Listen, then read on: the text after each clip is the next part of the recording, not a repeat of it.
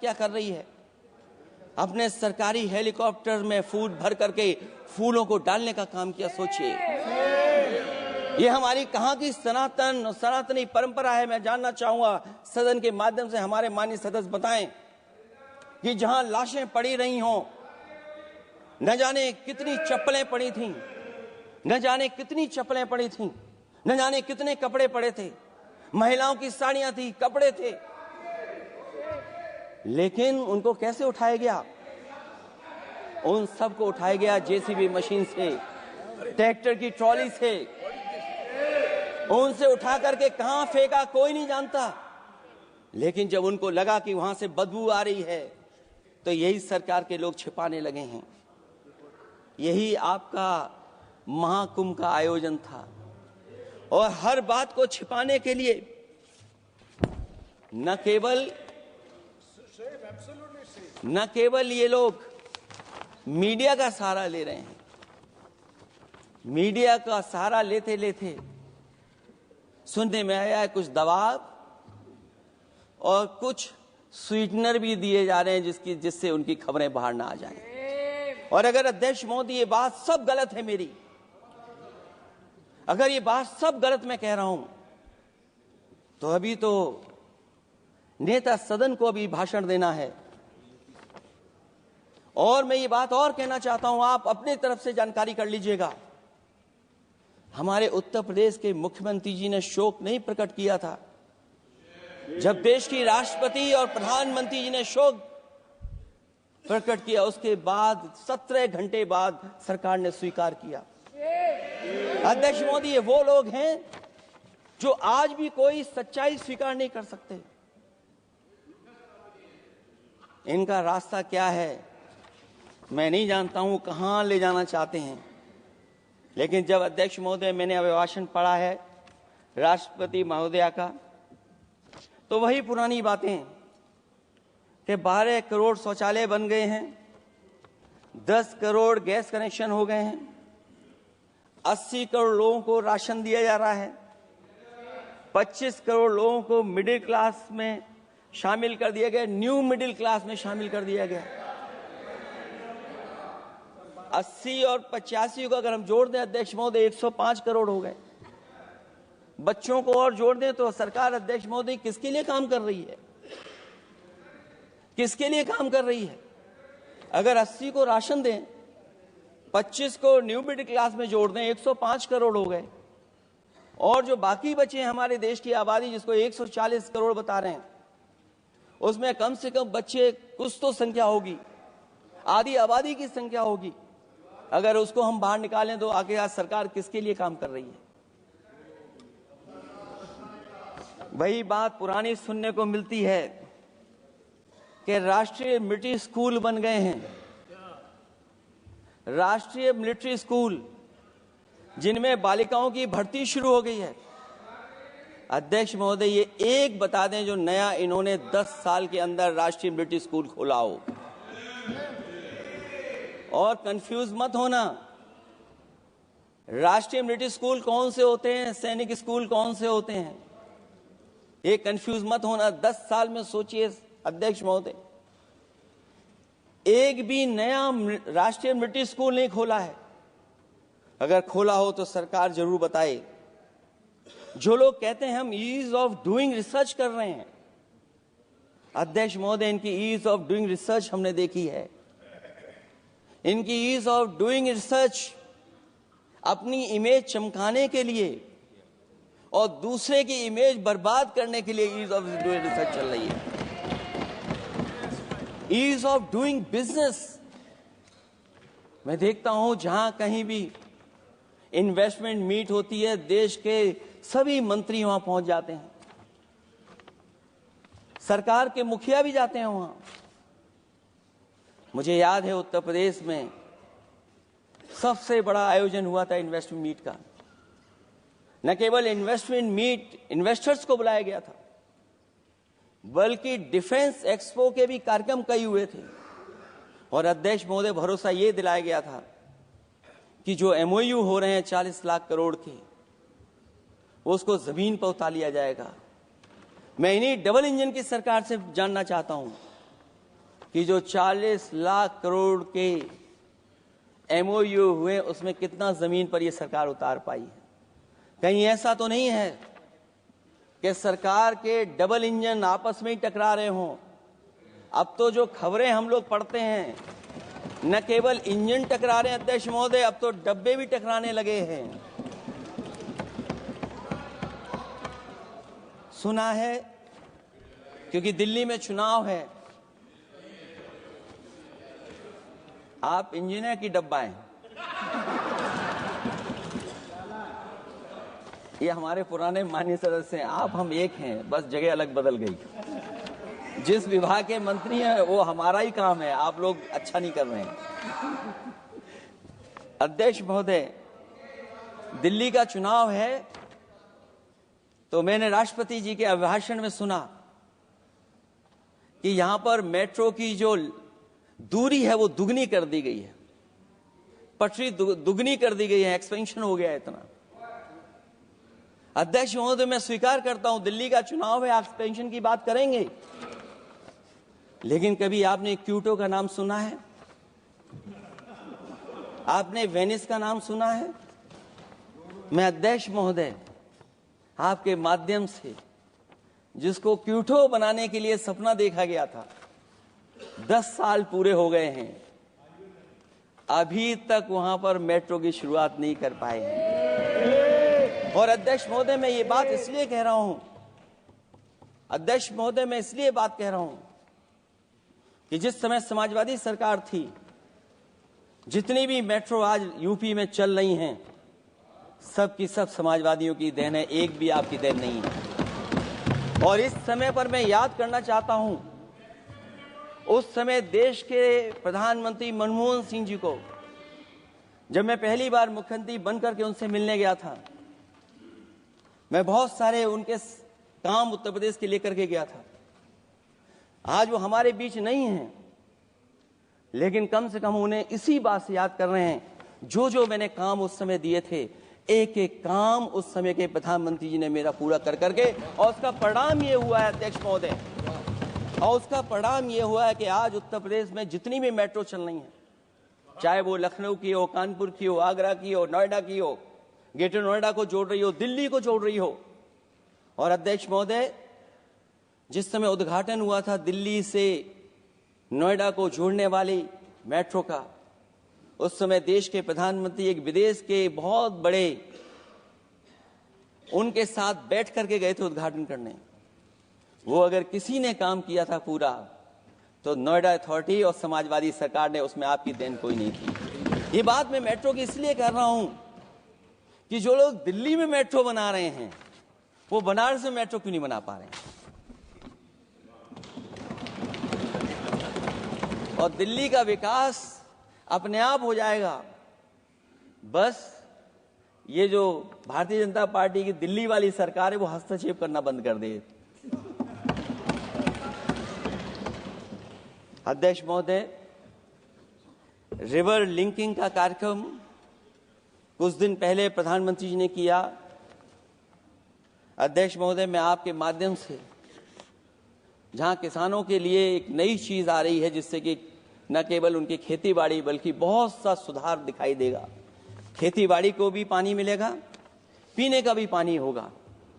Interlinking पुरानी योजना है, और मुझे याद है जब पहली बार उसका MOU साइन हुआ था, उस समय दोनों प्रदेश के मुख्यमंत्री शामिल थे, लेकिन जब उद्घाटन हुआ है तो दोनों के प्रदेश के मुख्यमंत्री वहां से गायब थे। और वो कारण अगर जानना चाहोगे तो वो कारण भी बता दूंगा अगर आप कहोगे तो। जहां इंटरलिंकिंग हो रही रिवर की, ये अच्छी योजना है। 40,000 करोड़ रुपए आप खर्च करने जा रहे हैं। लाखों लाख जमीन उत्तर प्रदेश और मध्य प्रदेश की सिंचाई के लिए शामिल हो जाएगी, लोगों को पीने का पानी मिलेगा। लेकिन जिनकी जमीन जाएगी, उन किसानों को, गरीबों को क्या सरकार मदद कर रही है? लैंड एक्विजिशन मैंने भी की एक समय पर, और मुझे याद है अध्यक्ष महोदय, जब मैंने लैंड एक्विजिशन किया था, उसमें भारत का ये लैंड एक्विजिशन एक्ट नहीं आया था। मैंने किसानों से बातचीत की थी, और किसानों से समझाया कि ये योजना से, परियोजना से क्या लाभ होने जा रहा है। वहां के किसान तैयार हो गए और उसका परिणाम यह था कि 21 महीने में देश का सबसे बेहतरीन एक्सप्रेसवे और जमीन एक्वायर कर करके हम लोगों ने बना करके दिखा दिया। और जब उद्घाटन हुआ था तो उसमें भारतीय वायुसेना के विमान सुखोई और मिराज को उतार करके हम लोगों ने उद्घाटन किया था उसका। ये बात मैं इसलिए बता रहा हूं, जिस हाईवे पर देश के प्रधानमंत्री उतरे थे और उद्घाटन के बाद प्रधानमंत्री जी के पीछे पीछे कोई चल करके आया था, वो हाईवे भी अगर किसी ने डिजाइन किया था तो समाजवादी सरकार का डिजाइन था, वो भारतीय जनता पार्टी का डिजाइन नहीं था। और अगर इनका डिजाइन होता तो उत्तर प्रदेश में कोई नया हाईवे ऐसा बना करके दिखाएं जिससे हवाई जहाज उतर जाए। नहीं तो मैं मानूंगा कि आप जो कह रहे हैं कि आधुनिक इंफ्रास्ट्रक्चर बनाना चाहते हैं, आपकी परिभाषा क्या है आधुनिक इंफ्रास्ट्रक्चर की? और ये बात में जो इतनी घुमा फिरा के कह रहा हूं, वो बात में लौट करके उसी पे जा रहा हूं। अध्यक्ष महोदय, अगर 40,000 करोड़ की योजना बनी है रिवर इंटरलिंकिंग की, तो जिन किसानों की, जिन गरीबों की जमीन जा रही है, उन किसानों को आप सही तरीके से मुआवजा, मदद उनकी क्यों नहीं कर रहे हो आप? अध्यक्ष महोदय, मैं इस अभिभाषण के माध्यम से जब सदन में जवाब आए तो उन किसानों की मदद होनी चाहिए। वो किसानों के पास कुछ नहीं है। उसके बाद आपका जो पैकेज है, आपका पैकेज पता नहीं क्यों कंजूस बनाता है कोई, आपका पैकेज कंजूस बनाता है कोई। कम से कम आपका दिल बड़ा होना चाहिए और इतना बड़ा दिल हो कि किसान खुशहाली के रास्ते बजाए। आपने किसानों की आय दोगुनी नहीं की, आप आय दोगुनी नहीं कर पाए हैं। कम से कम उन्हें वो मदद करने का काम करें। इसमें अध्यक्ष महोदय, मैं राष्ट्रपति जी के अभिभाषण पर पढ़ रहा था कि सोलर को लेकर के और रूफ टॉप सोलर एनर्जी को, स्कीम को लेकर के बहुत बड़ी योजना और कई हजार करोड़ रुपए सरकार खर्च कर रही है। मुझे याद है जब देश के राष्ट्रपति कलाम साहब थे, उन्होंने एक प्रेजेंटेशन किया था सरकार के सामने, और प्रेजेंटेशन के बाद मैंने उनसे निवेदन किया कि अगर ये योजना मैं कर दूं तो आप क्या उद्घाटन करने आएंगे? उन्होंने कहा कि अगर ये आप कार्य योजना लागू कर देंगे तो उद्घाटन करने भी मैं आऊंगा। अध्यक्ष महोदय, उस दिन आंधी तूफान था, टेंट बिल्कुल उड़ गया था। इतना शायद पानी और बिजली का चमकना इतना था कि मैंने खुद रिक्वेस्ट की थी उनसे कि आप मत आइए, फिर कभी हम लोग कार्यक्रम कर लेंगे। लेकिन वो कार्यक्रम में आए, उन्होंने उद्घाटन किया। और अध्यक्ष महोदय, जो लोग कह रहे हैं 40,000 करोड़ की रूफटॉप स्कीम लाए सोलर की, जो मिनी ग्रिड बना करके पूरे के पूरे गांव को हम लोगों ने फ्री बिजली दी थी। फ्री बिजली उनको मिलती थी 24 घंटे, उनकी चक्की चलती थी, उनका सिंचाई का पानी का इंतजाम होता था। जब तक समाजवादी सरकार रही तब तक वो योजना चलती रही, और जैसे ही समाजवादी सरकार गई, इन्हीं के लोगों ने उसका मेंटेनेंस रोक दिया।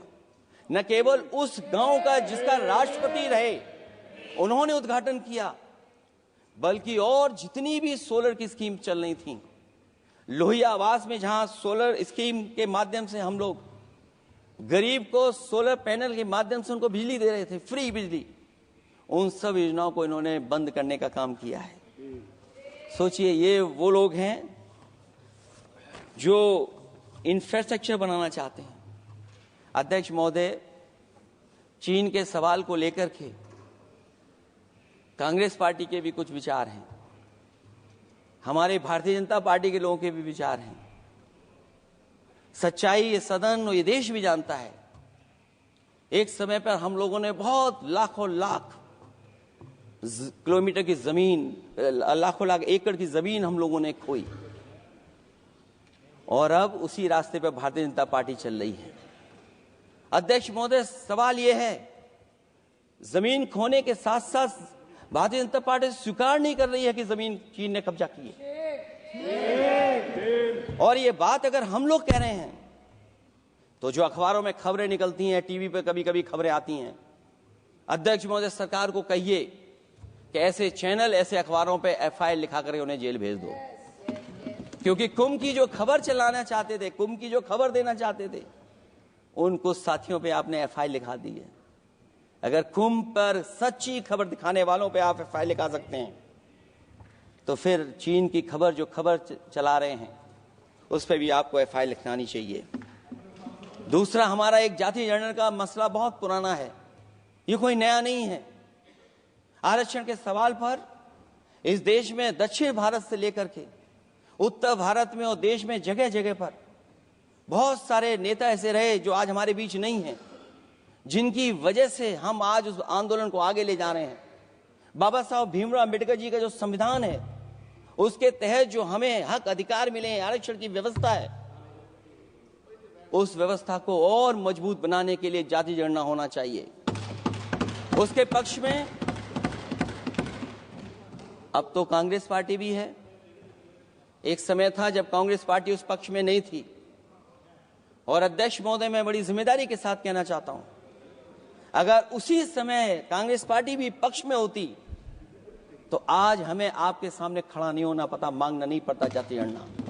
लेकिन अध्यक्ष महोदय, मैं अपने कांग्रेस पार्टी के साथियों से भी कहना चाहूंगा, अध्यक्ष महोदय, मैं कांग्रेस पार्टी के साथियों से भी कहना चाहता हूं, हम आपके साथी हैं और इस मुद्दे पे तो हम आपके साथ और आपके आगे भी चल करके आपका साथ दे देंगे। अब जाति जनगणना को कोई नहीं रोक सकता है। एक दिन ऐसा आएगा अध्यक्ष महोदय, एक दिन ऐसा आएगा, कोई टकरार नहीं है, आपके इंजन जैसे नहीं है। आपका एक इंजन,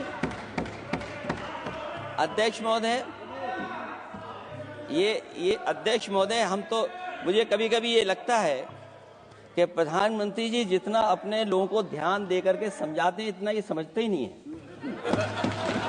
वो अध्यक्ष महोदय, वो सबसे ज्यादा सोशल मीडिया के बारे में जानकारी रखते हैं। आप भी जानकारी रखा करो। अगर आप जानकारी रखोगे तो आपको सच्चाई पता लग जाएगी। एक इंजन ने नमस्कार नहीं किया था दूसरे इंजन को, अगर याद हो तो पता कर लें। और ये बात अगर छिपी हुई हो, ऑनरेबल मेंबर, अध्यक्ष महोदय, अभी तो मैंने शुरू नहीं किया, मेरा लिखा हुआ बहुत लंबा है। कंक्लूड करें, आप समाप्त करें प्लीज। और अध्यक्ष महोदय, एक सवाल और बड़ा उठा है, नौकरी को लेकर के, रोजगार को लेकर के, और हमारे भारत की जो मैन्युफैक्चरिंग सेक्टर है उसको बढ़ावा कैसे दिया जाए। चीन जैसा देश केवल एक पे हमला नहीं कर रहा है अध्यक्ष महोदय, आपकी जमीन भी छीन रहा है और आपका बाजार भी छीन रहा है। और ये बात अगर गलत हो तो सरकार हमें बताए, वो आंकड़े दे। अगर कांग्रेस पार्टी का रास्ता था तो आपका रास्ता कांग्रेस पार्टी का क्यों है? अगर कांग्रेस पार्टी का वो रास्ता था तो आपका रास्ता क्यों है वो? मैं तो जानता हूं जिस दिन उनके सहयोगी साथी समझ लेंगे, वो भी साथ छोड़ जाएंगे। दूसरा जो सवाल कहा गया है अध्यक्ष महोदय, जिस समय बाजार खोला गया, जिस समय हमारा व्यापार के लिए पूरा बाजार खोल दिया, हमसे ज्यादा वित्त को समझने वाले इकोनॉमिस्ट और बहुत सारे जानकार लोग, वो मुझसे बेहतर समझते होंगे, लेकिन मैं ये बात समझता हूं कि जिस समय बाजार खोला गया उस समय ध्यान उतना हमारे देश की अर्थव्यवस्था पर नहीं रखा गया।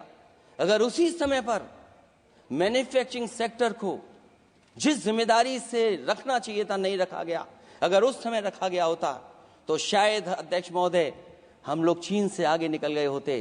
आज चीन आ गए, हम लोग पीछे हैं। क्या आप इनको ज्ञान दे रहे हो क्या? अध्यक्ष महोदय, अपना रास्ता तो वही है, साइकिल वाला। इसलिए अध्यक्ष महोदय, अगर मेरा समय है अभी, क्योंकि मैं बहुत कुछ लेकर के आऊं। और जहां तक इंफ्रास्ट्रक्चर की बात है, आप कहते हैं कि देश का आधुनिक इंफ्रास्ट्रक्चर बनेगा, न केवल उसके नागरिकों को एक बेहतर जीवन देश की नई पहचान देता है, बल्कि देश को एक नया आत्मविश्वास भी देता है। अरे अगर ये बात सच है तो अध्यक्ष महोदय, मैं वो बात कहना चाहता हूं कि 2022 के चुनाव से पहले एक बुंदेलखंड एक्सप्रेस वे बनाया गया था और जिसकी तैयारी को लेकर के देश के प्रधानमंत्री जी गए थे, कितनी सजावट हुई थी, कितनी तैयारी हुई थी। जो हमारे बुंदेलखंड के साथी माननीय सदस्य चलते होंगे बुंदेलखंड के एक्सप्रेसवे पर, वो जानते होंगे प्रधानमंत्री जी उद्घाटन करके गए, पानी बरस गया, बुंदेलखंड बह गया, एक्सप्रेसवे बह गया। और सोचिए अध्यक्ष महोदय, कब उद्घाटन किया था आपने? 22 में, और आज भी मेंटेनेंस चल रहा है उसमें। 22 के बाद से आज तक भी मेंटेनेंस चल रहा है। और कहीं अगर आपने जो गाड़ियां बाजार में ला दी हैं, जो बाजार में आजकल अध्यक्ष महोदय जो गाड़ियां आ गई हैं, अगर वो कहीं अपनी रफ्तार से चलेंगी तो या तो पेट दर्द होगा या कमर का दर्द होगा, दोनों में से एक के लिए तो इलाज जाना ही पड़ेगा। और वो कितने हजार करोड़ का बना? 14,000 करोड़ का।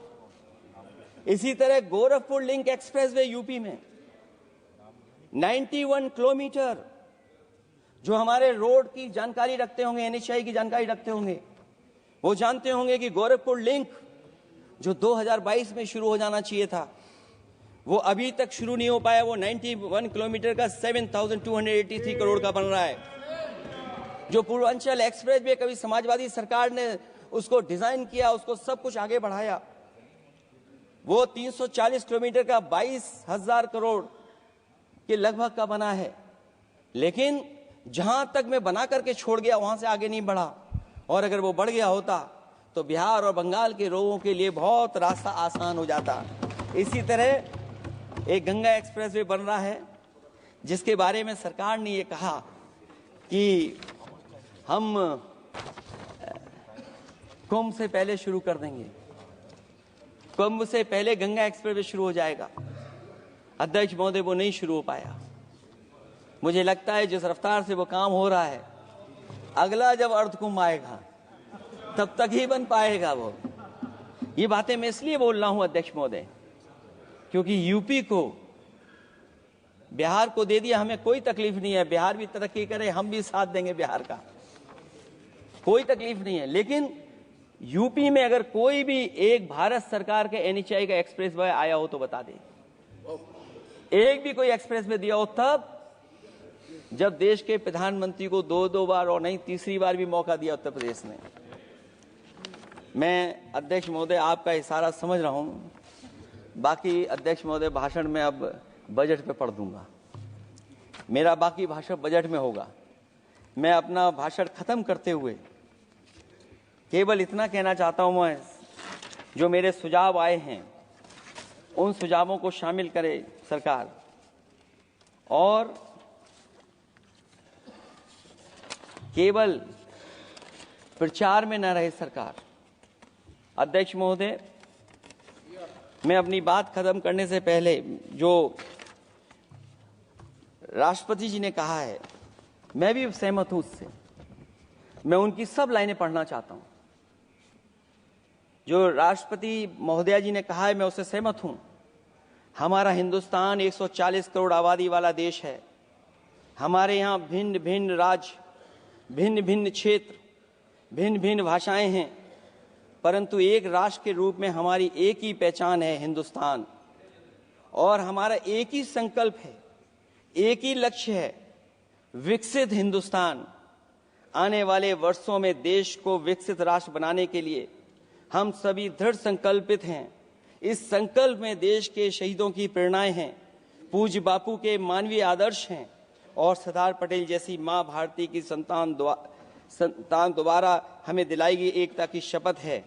हमें इन प्रेरणाओं को आगे रखते हुए एकता के इस समर्थ विकसित हिंदुस्तान के संकल्प को पूर्ण करना है। आइए हम एक बार फिर एकता के संकल्प को दोहराएं और हिंदुस्तान के सपनों को पूरा करने के लिए कटिबद्ध हों। जब हम साथ मिलकर बढ़ेंगे तो हमारी भावी पीढ़ियां 2047 में अवश्य विकसित, सशक्त, समर्थ, समृद्ध, सोशलिस्ट, सेकुलर, डेमोक्रेटिक हिंदुस्तान देखेगी। मैं इतनी ही बात कहते हुआ, क्योंकि 10 बजट आपने पेश किए हैं, वो आप समझ गए होंगे, आप समझ गए बात को जो मैं कह रहा हूं। अध्यक्ष महोदय, जो बात मैं कह रहा हूं वो बात बात वहां तक पहुंच गई है, उनके चेहरे बता रहे हैं कि बात वो पहुंच गई है। और मैं अपने अंत में बस यही कहूंगा, क्योंकि 10 बजट के बाद ये अभिभाषण सुन रहे हैं हम लोग, 11वां बजट आ गया है।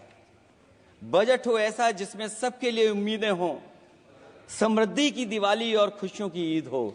बहुत बहुत धन्यवाद अध्यक्ष महोदय, मैं आपका धन्यवाद देता हूं और सभी माननीय सदस्यों का जिन्होंने सुनने का काम किया। बहुत धन्यवाद।